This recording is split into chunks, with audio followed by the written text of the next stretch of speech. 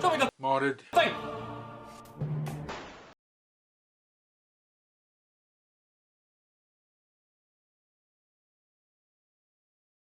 G'day guys, Andy Work here, back with episode 37 of Show Me the Modded Thing. When you want to submit, just send an email with build details and photos to showmethemoddedthing at gmail.com. Now, first up we have Oscar G, and he's done something a little bit unusual. All the information he sent me, he said, yes, so I modded 3 blue shocks with worker motor kits and running on lithium batteries. A bayoneted grenadier, a commando, and a marksman. And I didn't even know these things existed, probably in the US only. Very cool looking little toys. Of course, he's keeping orange barrels just for safety, which is a really good idea, especially the one with the grenade launcher on it. Yeah, but unfortunately no performance figures or anything like that. But hey, each to their own. Very cool looking little toys. Well done, Oscar. Right, moving on. Next up, we have Roland D, and he has sent some photos and a video link. I'll try and remember to put that down below. He says he did not like the goofiness of the SPL Blaster. That's that Fortnite pistol, I believe. Yeah, I don't particularly like it either, but he's taken to hacking at it. And he says, now I want the real steel look. So I added some red detailing as well. Slapped the Raider grip on it, removed unnecessary parts, and modified the shell to be sleeker. He says he's not quite finished yet. The trigger guard still needs some work, but it does look good. It certainly looks better than a silly cartoonish pistol. I've seen a few of those Fortnite weapons done. Somebody did a really nice Warhammer 40k blaster out of the automatic rifle. I forget what it was called. Just a minimal shell cutting, and it comes out really good. And this is really, really nice as well. Luckily, not too realistic looking. Got a bit of orange there showing. He's done some nice work here, some detailing. The weathering's really nice too.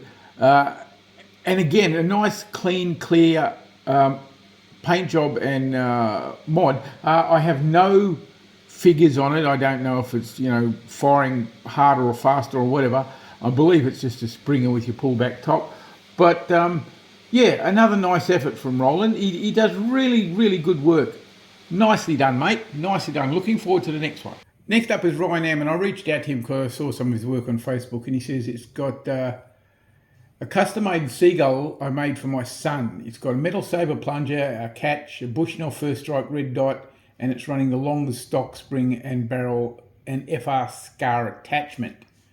The Harrier is mine and also has a saber metal internal parts kit, mag release, and it's running 300mm 1.6 spring and longest stock barrel. I've chosen a Ghostbuster theme and added a 3D print pump grip and added a cantilever scope mount with a low magnification scope, dedicated, and running the stock scar barrel. He's getting up to 308 FPS on the Harrier and 199 on the Seagull.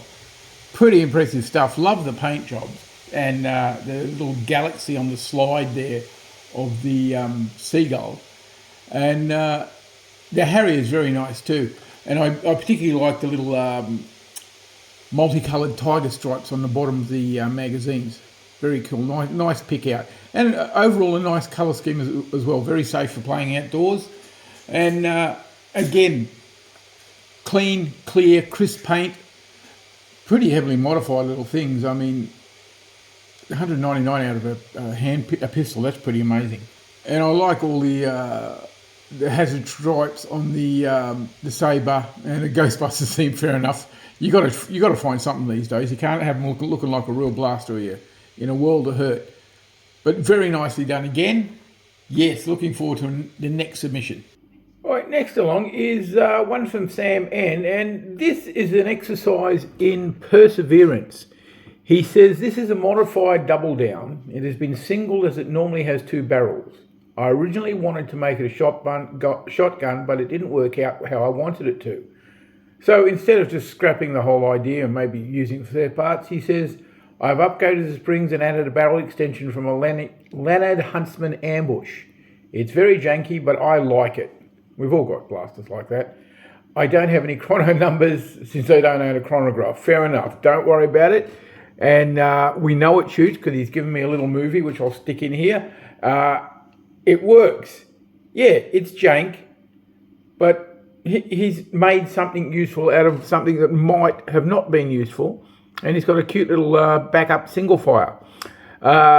This inserted barrel inside the actual cosmetic barrel, I just wonder if that's necessary. It could, create a bit of a drag.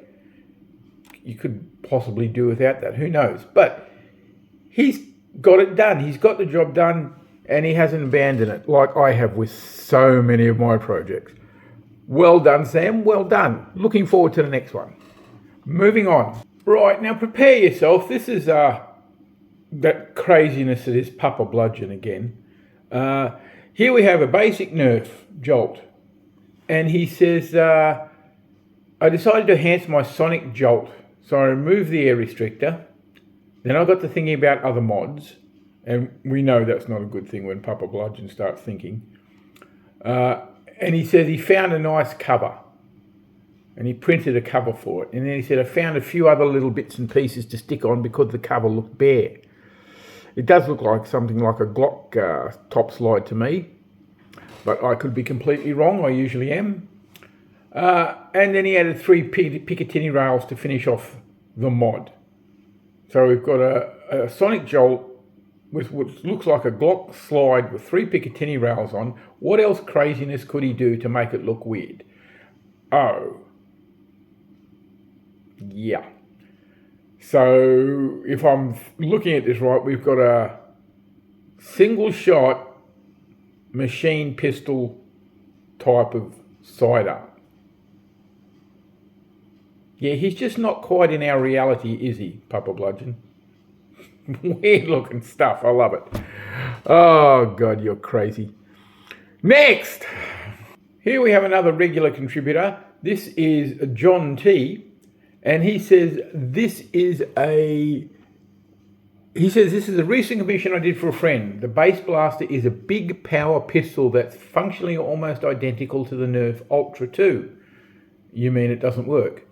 My friend wanted it to be significantly smoother and streamlined, something more akin to and inspired by the anime Trigun.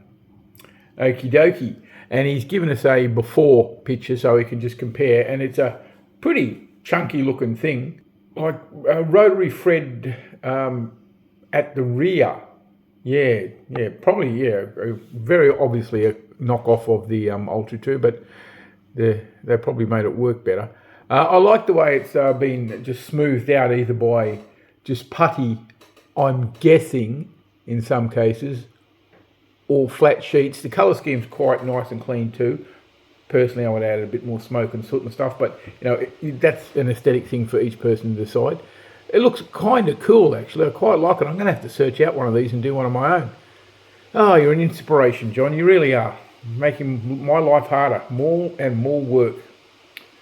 Very nicely done. I love it. Absolutely love it. And finally, I was saving this one for last. This is from Austin T, and it's absolutely gorgeous. Obviously, everybody can recognise it straight ahead. It's Boba Fett's blaster. But let me read you what he said. He says, this is my first ever Nerf custom. Everybody hates you now, Austin. You know that, don't you? And I decided to go with my favourite Star Wars character as well as the most feared bounty hunter in the galaxy. The base is an LMTD EE3 Bob Blaster by Nerf. The original's colour scheme was derived from Boba's colour palette from Return of the Jedi, and it just felt too toyish to me. So I decided to find a set of photos from what Boba Fett blaster looked like from the book of Boba Fett, and took the entire blaster apart, used matte black and metallic silver scheme, and then reassembled and added the weathering. I also removed the air restrictor because more power is more fun. We all know that. Yeah, this is gorgeous. Absolutely gorgeous. I love the way that he's picked out the details and the weathering, the sight. It's just brilliantly done. Personally, I would have gone for more weathering, but that's just me. Everybody has their own taste. The only thing that I think is a distraction is the actual Star Wars embossed on the barrel there above the pistol grip. I'm not sure how you could get rid of that. Sanding it down, carving it off might make the shell too thin. You'd have to reinforce it from the inside, and there may not be the room for that. It'd be nice to get rid of it, but, in the long run, it really doesn't matter. Just a gorgeous, gorgeous blaster. And for a first time, this is amazing. We've got a master craftsman in the making here with Austin. This is just brilliant. And I got to compliment him on his photos as well.